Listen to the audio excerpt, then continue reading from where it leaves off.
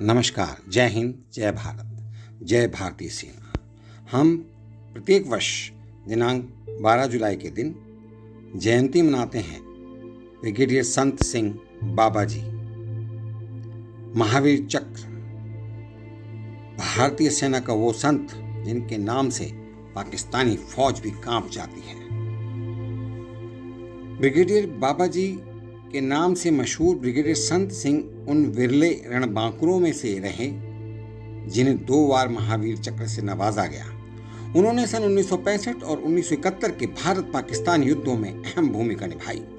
स्वतंत्र भारत के 75 सालों के इतिहास में 6 रणबांकुरे ऐसे हुए हैं जिन्हें 2 बार महावीर चक्र से सम्मानित किया गया। ब्रिगेडियर संत सिंह युद्ध काल में देश का दूसरा वीरता पदक 2 बार पाने वाले आखिरी शख्स थे, आखिरी अधिकारी थे, आखिरी सैनिक थे।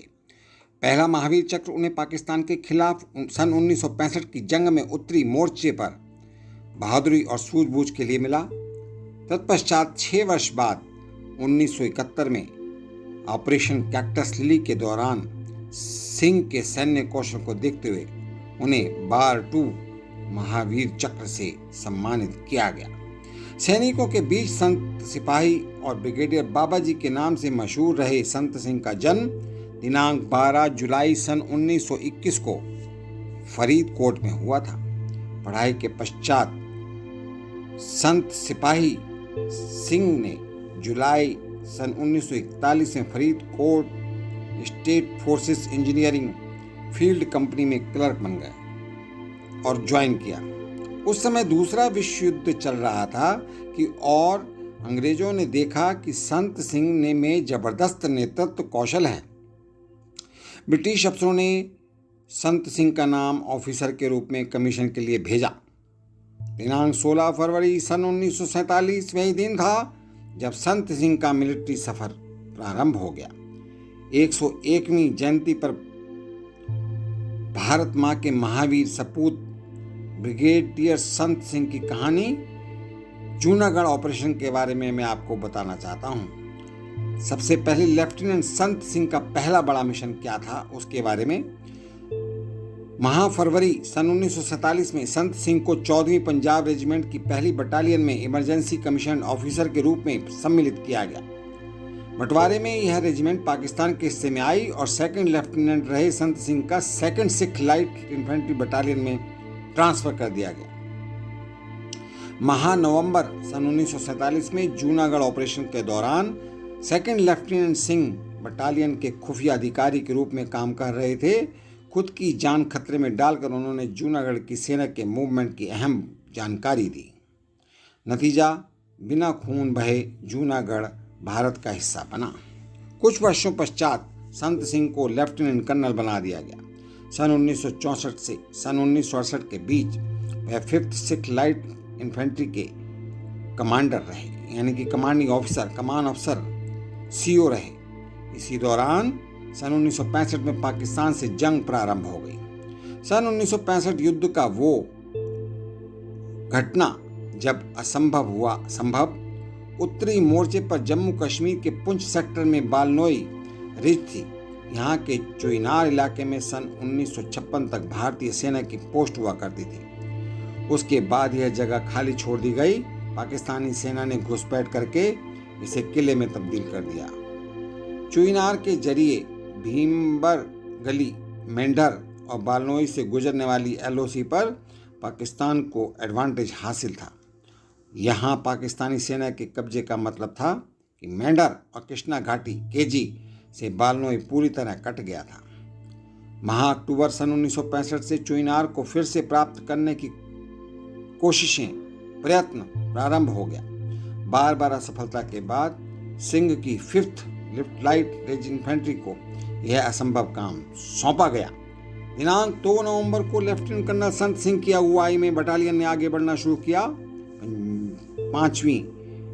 5वीं ने वो कर दिखाया जिसके लिए सिख लाइट इन्फेंट्री जानी जाती है, किसी भी कीमत पर फतेह हासिल करना। वाहिगुरु जी का खालसा, वाहिगुरु जी की फतेह। जांबाजी देख भाग खड़ा हुआ दुश्मन और ऐसा मौका आ गया। द ट्रिब्यून के लिए एक लेख में lieutenant general Dilbagh Singh retired लिखते हैं कि लक्ष्य बस 200 गज दूर था। मशीन गन का गोला लेफ्टिनेंट कर्नल सिंह की जांघ पर फट गया।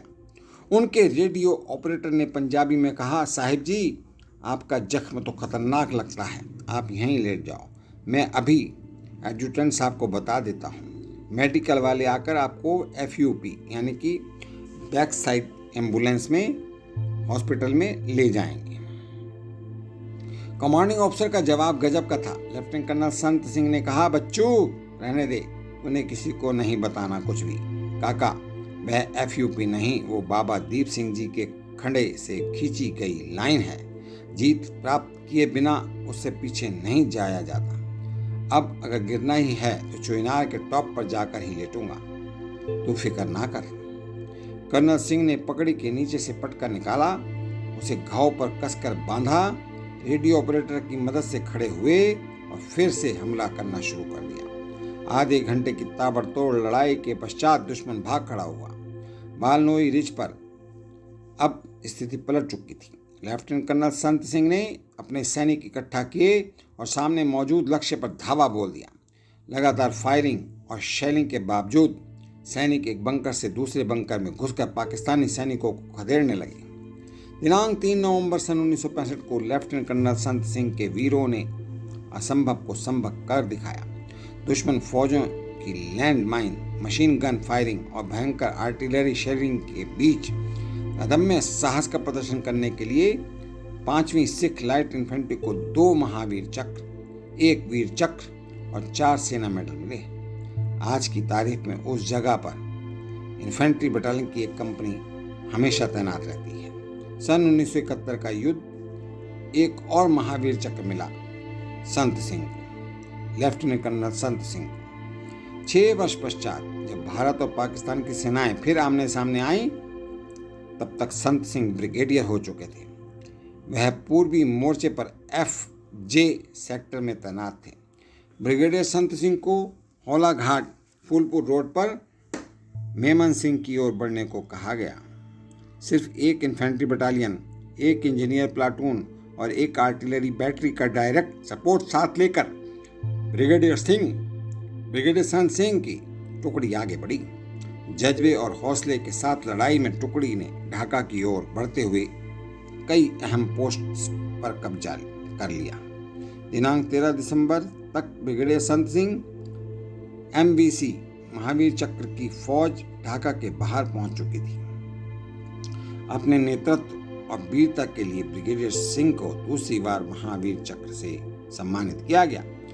संत सिपाही ब्रिगेडियर संत सिंह सन 1973 में सेना से रिटायर हुए। वह ताउम्र वार डेकोरेटेड ऑफ इंडिया ट्रस्ट से जुड़े रहे।